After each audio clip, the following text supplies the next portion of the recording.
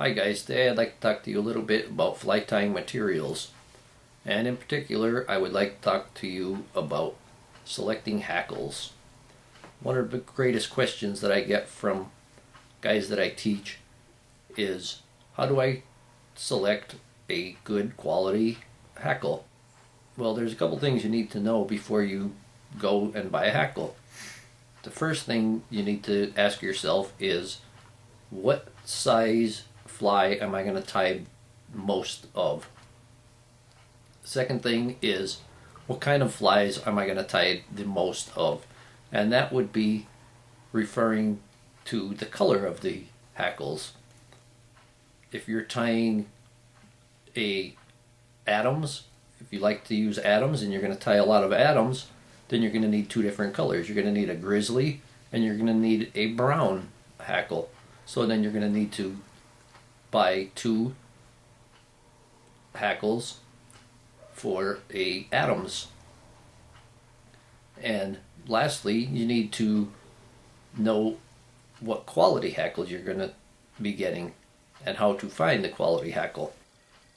Okay, when I go into the fly shop and I'm looking for a hackle, I'll go in, I'll find the color that I like the most, and I'm going to take the hackle out of the bag. I'm going to shake it a little bit and see if the feathers are falling out. If there's a lot of feathers falling out, if you give it a little bit of a shake and a dozen feathers fall off that skin, then you probably don't want that one. But if one or two comes out, that's not a big deal. So you want to see the hackle that you're buying in person before you put your hard-earned money out there. So let's take a look at the hackles that I have here and the quality. I'll show you how to find the quality and the color selection and the size. Okay, here we have a saddle hackle in the package, and the first thing we're going to do is take it out of the package.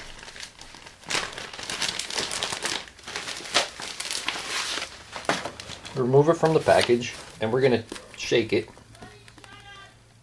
and there is no hackles falling out. So number one, this is good.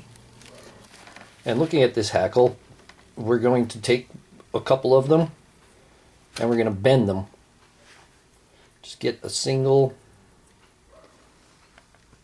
feather. We're going to bend the hackle and we want to see what size fly this could make.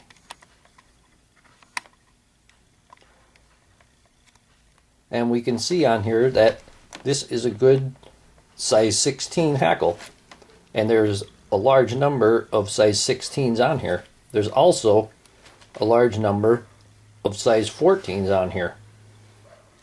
We bend them and we see this feather in particular would be a good size 14.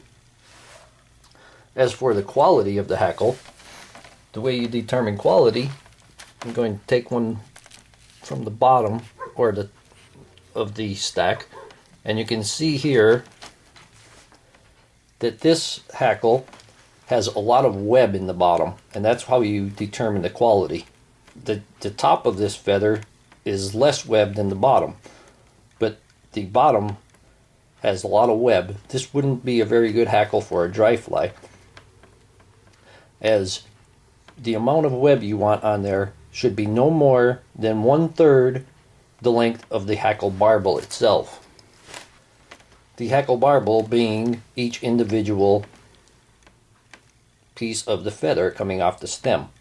As you can see here, there's way more than 1/3 web on this feather, so that would be more for a woolly bugger. Here again, this one here again, this would be another good woolly bugger because there is more than 1/3 web. We take one of these skinnier ones and we bend that hackle, and you can see there is less than 1/3 web on this feather. Here we have a Metz number 2 Sandy Dunn neck feathers, neck hackle. Neck hackles are traditionally what we used for tying dry flies until the genetic quality of the saddles became so well. Determining the quality on a neck hackle is the same as determining the quality on a saddle.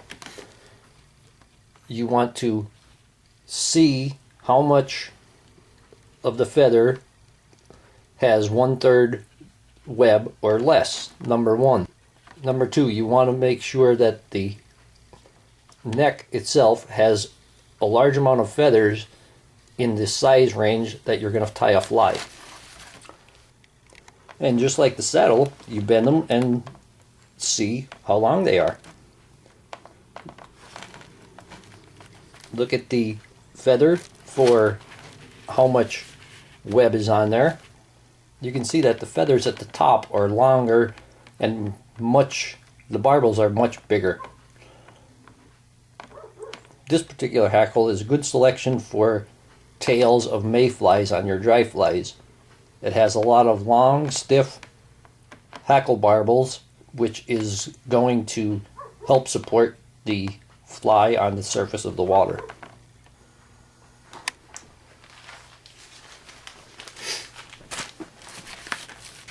And moving on, here is the third type of hackle, and this is an Indian rooster cape. It's not a dark ginger, it's a brown. But looking at this, it's pretty good quality. As you go higher on the hackle, you're getting into a lot of web on there. You can see the web. You can see in the example of this Indian hackle that there is a lot of web on these feathers. You can see the dark parts are the web section, and closer down towards my fingers they're almost the full extent of the barbels. But higher up they are less, and they go down to less than 1/3 of the length of the hackle barbel. The problem with the Indian capes is you need to use a couple feathers for one fly, being that they're so small. These large ones would be good for streamers. These would be very good for streamers. These would make beautiful streamers.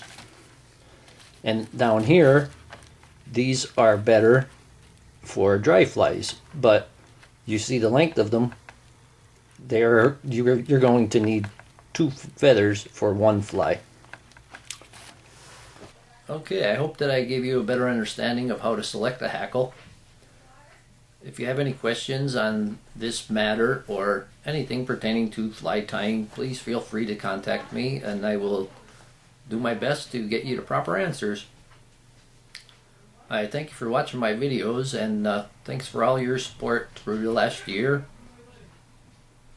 And I hope that you enjoy it. Hope you find it informative as well as entertaining. And I thank you for watching my videos. Bye.